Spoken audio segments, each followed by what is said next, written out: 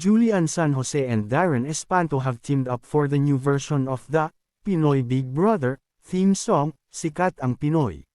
The exciting news was revealed on Saturday night during the media conference for Pinoy Big Brother Celebrity Edition Collab. Advertisement. Filtered by Showbiz.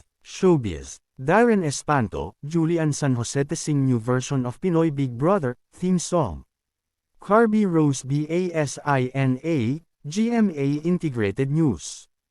Published March 1, 2025, 7:21 p.m. Photos, Darren Espanto, Julian San Jose, IG.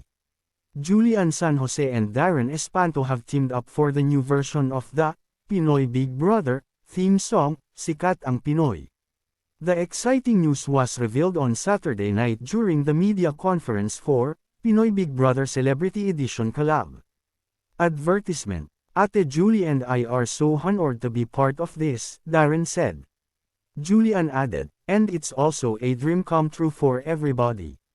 Siguro sa part din ng artists because we have been waiting for this moment na talagang mag-collaborate ang GMA artists and ABS-CBN artists.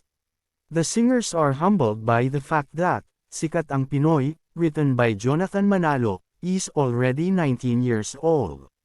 The first and original version was performed by Tony Gonzaga and Sam Milby. It's truly an honor to be singing one of his creations na bibigyan namin ng bagong flavor, Julian said. Darren added that their take is more modern. There's a new sound to it, and syempre iba yung pakiramdam na ito na, yung bagong henerasyon na yung makakarinig sa kantang ito, he said. The new version of Sikat ang Pinoy will be released on March 9, the same day that Pinoy Big Brother Celebrity Edition Collab will start airing on GMA Network.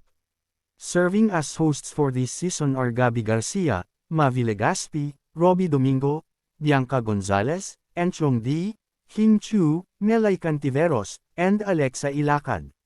The major collaboration is in celebration of the show's 20th anniversary this 2025.